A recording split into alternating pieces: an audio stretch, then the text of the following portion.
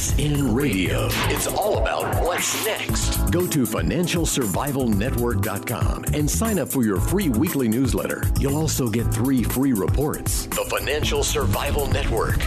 It's all about what's next.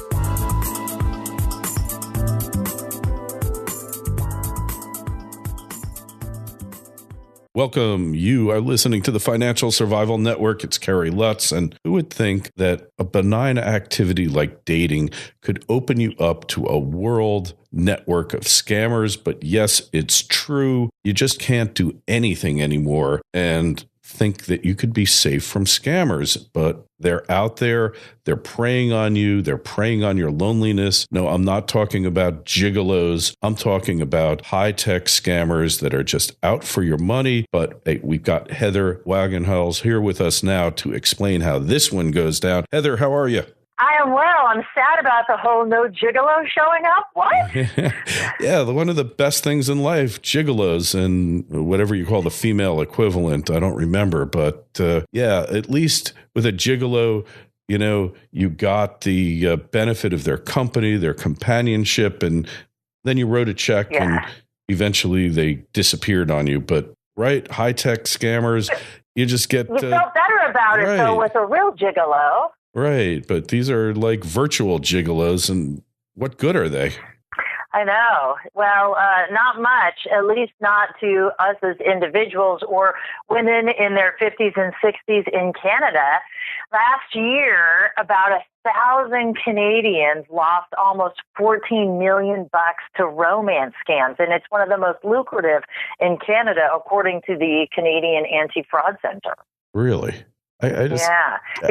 The average loss per person was over 14,000, almost 15,000 bucks.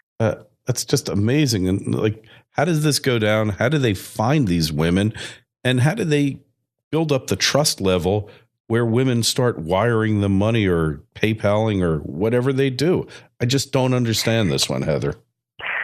Well, you know, it's pretty simple, and actually it plays into what we do at the Unlock Your Wealth Foundation with the whole brain-based financial literacy thing. So if you think about it, there's this stigma if you're a cougar, right?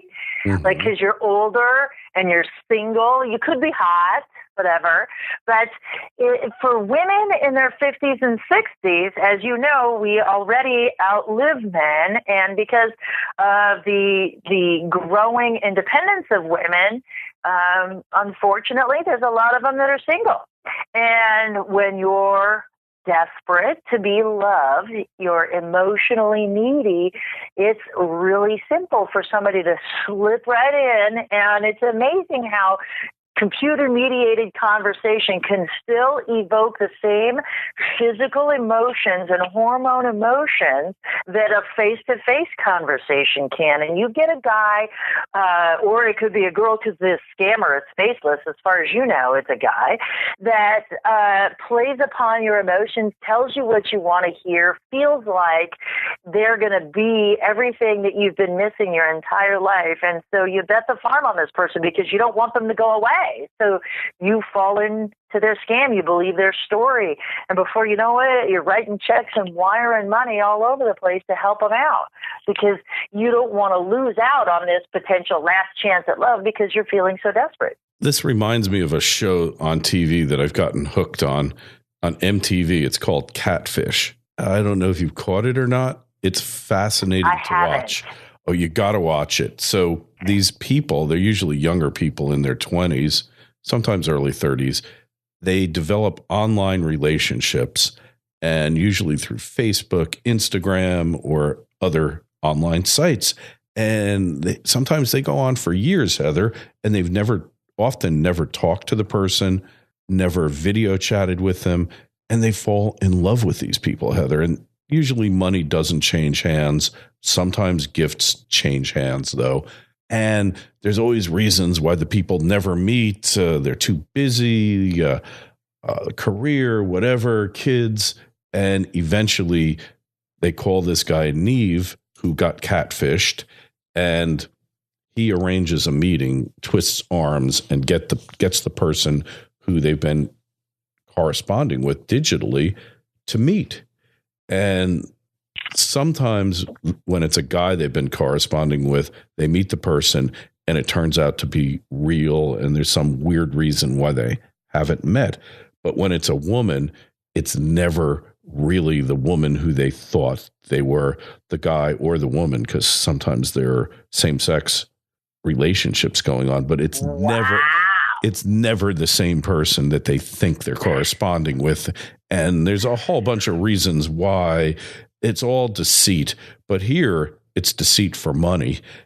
On Catfish, it's twisted reasons going on in these people's minds. And you got to watch this show because it's investigative I just stuff. looked it up, and it says there's an article here that says, "Could you knowingly stand by a catfish liar?" At least these catfish people that you're talking about are in it for the money. These other people are really twisted and are getting some type of gratification out of it. Sometimes they're like huge obese people who just don't want to be seen in public. Other times they're playing a mental game that's really sick. And these people are being catfished, but they're being catfished for money.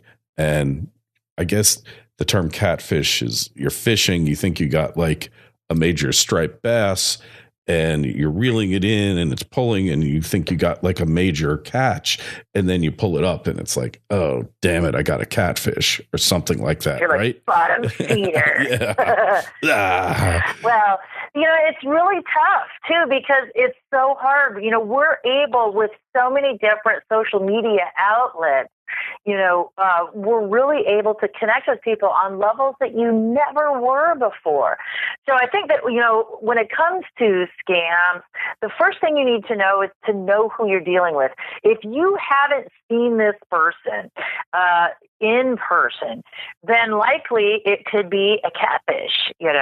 It could be that for whatever reason that they're concealing themselves is probably, they're not being forthright.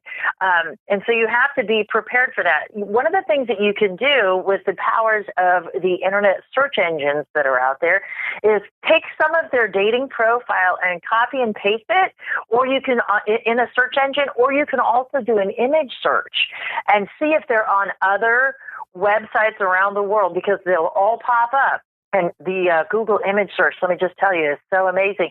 And you'll see if somebody has scammed someone else's photos, because you'll see other names on the different profiles. And so you'll see if somebody has kind of pirated someone else's profile to come and woo you. And, the depth of these profiles is also something to be considered. I always get, and it's because, the radio show, it does a lot of social media. So I always get these invitations from people that are like, hey, pretty lady, and it's all written in some funky language, that I've got to put into a translator, and people wanting to get together. Even though my profile says I'm married, and I talk about being married on my show, I still get a lot of dating stuff like that, little proposals or whatever. Or I've had people forthright ask me for money. You have a rich radio show. You must give me money. And I'm like, what?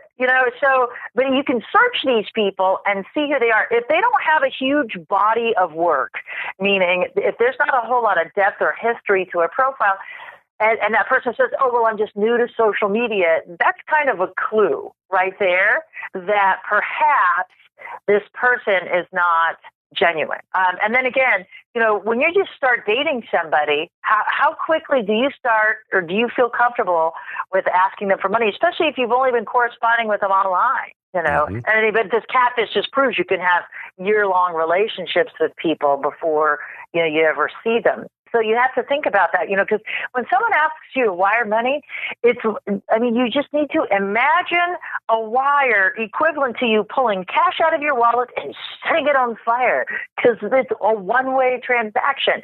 There's no way to get it back. You cannot reverse that once you've wired it. Same thing with Bitcoin and all these other electronic currencies. They are finite, and it's a complete one-way transaction. What you're saying is so true, and it just amazes me that the human desire to want to believe, to the need to be loved, like you said, the need to be wanted, just will short circuit all reason and make you do things that when you look back afterwards, will just shock you that you could have ever behaved in such a way, and will stop people from reporting it to the authorities, because you'll feel stupid and shamed by your behavior. Right. And like you said, simple steps, because there's always inconsistencies. So you just need to look, because the most accomplished liar in the world will make mistakes, will say things, because when you're a liar, you have to have an incredible memory.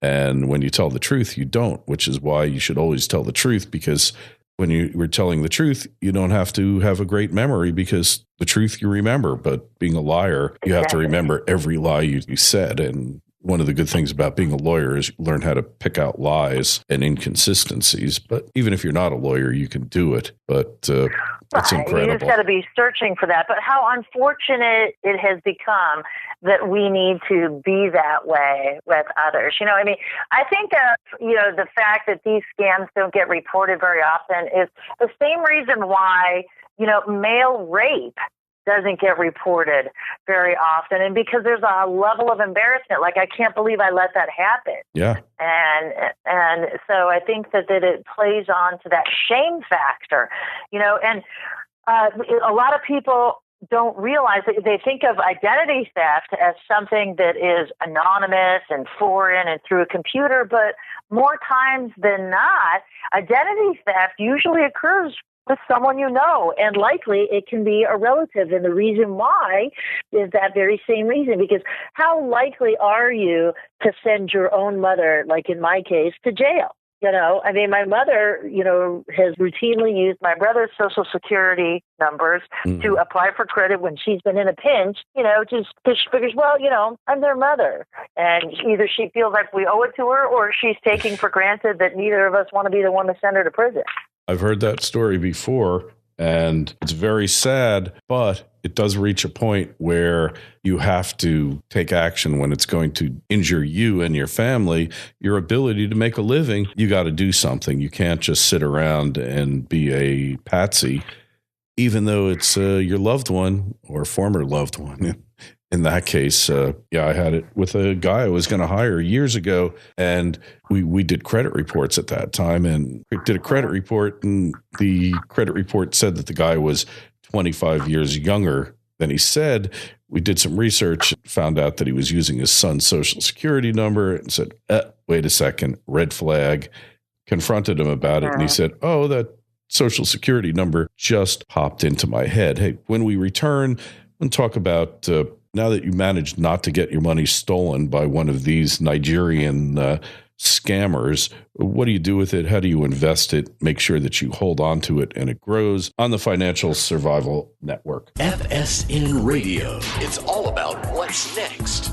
Worried about the coming dollar collapse? Then you need to speak to Tom Cloud today about buying gold and silver. It's the key to protecting your wealth from a declining dollar. Call him now at 800-247-2812. Tom will help you find the exact right bullion products to keep you safe. Would you believe that Tom's been in the business for 38 years? Tom understands these markets better than just about anybody. He's seen bull markets and he's seen bear markets, and he's not worried, and you shouldn't be either. When it comes to uncertain times like these, there's only one place to turn, and that's gold and silver. And Tom's offering all FSN listeners free shipping and insurance. So call Tom now at 800-247-2812. That's 800-247-2812, or visit cloudhardassets.com and tell him Kerry sent you. The Financial Survival Network.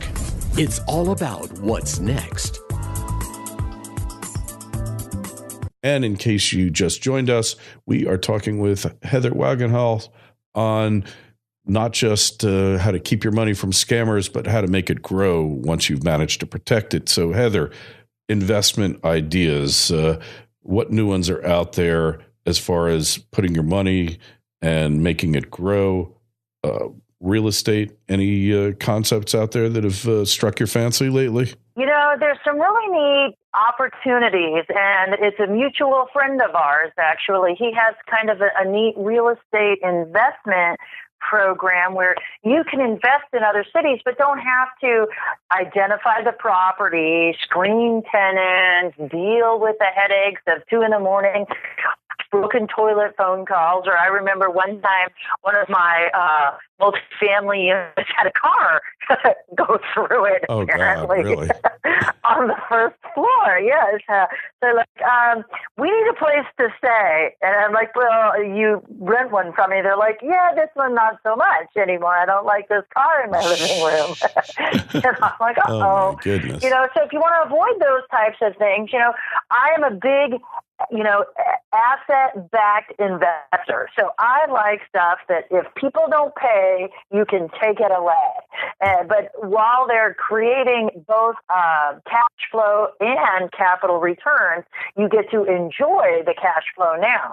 And so our friend Jason has a really unique way to invest in real estate without having to be particular about it. So it's like a REIT, a real estate investment trust, where your money is pooled with other investors and spread out over other investments. And so then you just receive a return in exchange for your dollars. Another thing that I like is I've been investing in what they call UCC1.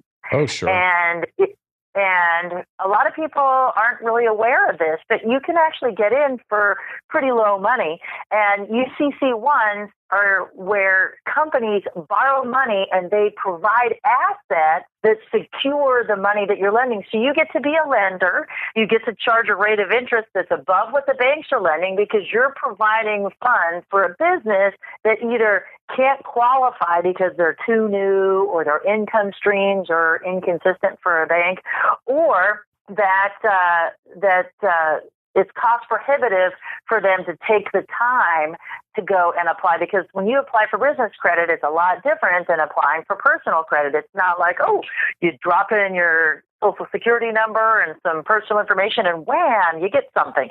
So business credit takes a long time to apply for because you have to provide all sorts of financials. But if you want to be able to invest securely, one of the greatest things to do is to buy a UCC1. And I personally would buy a note that's already been seasoned, meaning somebody else has lent the money and they've collected payments on it. And so you know that it's a performing note. I really like those because I think that, you can make above average rates of return that you can't make on a savings bond, out there today. It's just not going to happen. But how do you secure your money and know it's invested safely and be able to get a return? And asset-backed securities are my big favorite thing because they provide two things, both capital appreciation and cash flow. Yeah, that's a great point. It's also a great way to invest locally. If you've got a guy who, we've got a guy, Dave, I can't remember his last name. He's from Canada, but he's been masterful in finding these deals and financing them. But let's say the guy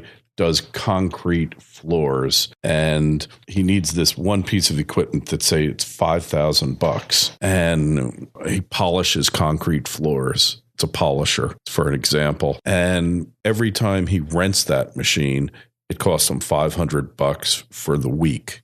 Okay. And he can buy it for $5,000 or $7,500. He's got $1,000 to put down on the machine. He needs $6,500. And you see that his credit's fairly okay. What Dave likes about this is you put up the balance, you UCC it, and because it's a cash flow enhancing investment, meaning he's saving money as he does it, and you make sure that the market's there for it. You loan him the money, you cash flow it, and you make sure that he has skin in the game. You don't want to loan all the money, all right? Mm-hmm. And you do it for 12%, say, because the bank isn't really going to want to loan to this guy. It's a great deal. And you make him write all the checks to you in advance for the months that it's going to be. Let's say it's an 18-month loan or something like that. Dave's a master at it, and I've got his book here. It's called Invest Locally. He's made a living doing this, getting really high returns. And then what Dave will do is he'll say, Heather, Joe Smith here, he's a concrete polisher, and I've had this note for 6 months. I'll sell you half of it, and I'll give you a 10% return on it, even though I'm making 12%. And he makes an even higher return on that note. And it's all informal. It's informal in terms of he's going to assign part of the note to you, but it's not done on a handshake. It's an assignment agreement. And he ups his return. He's winding up getting 16 or 17%. It's It's really brilliant. And the great thing is you're keeping the money in your community, helping people in your community to build up their businesses. Joe Smith, the concrete polisher, he's no longer having to rent the equipment. His cash flow is going way up. You're helping him build his business. You're getting an above average return. This is win-win. Forget the bank. The bank didn't want to loan to him anyway. You can't believe. Or if they did, they would have given him a credit card at 18 to 27%. Right. So the concrete guy is making out too. Oh, yeah. Everybody is winning on this. And he no longer has to rent the equipment every time he wants it. Sometimes he can't get the equipment because it's already been rented out. It's really ideal. And Dave has, I'll put the link up for the book. Book is a great book. These deals come to him all the time because he's got a reputation for doing these deals. They're all over the place. UCC1, I mean, theoretically, he could still sell the piece of equipment. But as a practical matter, you're looking for people with good character and who aren't going to run out on you. And they're all over the place, these deals, all over. Yeah, and here in Arizona, our local government, you register your UCC1 with the Secretary of State. Right. So there is a little bit of government regulation involved. So you do have the legitimacy of the registration. So when we talk about frauds and scams, you're able to go down to your local state government, at least here in Arizona. I'm not sure how the rest of the country works. But here in Arizona, you register your UCC1, and any type of alteration to that occurs down there. It's all filed, and it's legal and available for you to really capitalize on that and invest locally. Yeah. Oh, it's a really great thing. You're doing a real service. You're earning really great returns, and you have the ability to sell off the note or pieces of the note and make great returns that way as well. So I highly recommend it. Haven't done it myself, hasn't come up, but it really gives you the ability to invest locally and help people, help your community. And look, in these hard times, if you can do that, you're really doing a service. So yeah, it's a great deal. I've been doing it for 3 years now, and I just love it because you're giving, you're fueling the entrepreneurial spirit that appears to be lost in this country due to over-regulation.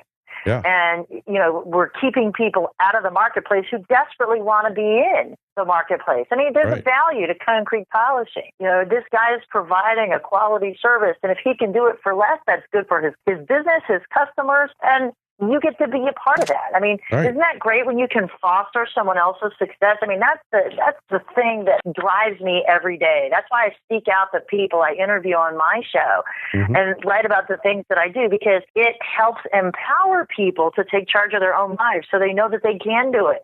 They don't have to be just a minion of the federal government working for others. Yeah, that's such a great point. On that note, we got to run. Just tell us, Heather, your radio show website, where we find you. UnlockYourWealthRadio.com, where you go to get your money mind right. So your wealth and happiness will follow. And as always, you'll find a link to Heather's site in the show notes to this interview on financialsurvivalnetwork.com. Go there. Make sure you sign up for the mailing list for the free webinars coming up. And hey, take a look at the site. Got alternative financial news coming in from all over the world. Our webmaster, Stefan, works hours and hours every day to bring you the latest news. Heather, we will talk with you again soon. You be well. You too. Make it a prosperous day. FSN Radio. It's all about what's next. Go to financialsurvivalnetwork.com and sign up for your free weekly newsletter. You'll also get 3 free reports. The Financial Survival Network. It's all about what's next.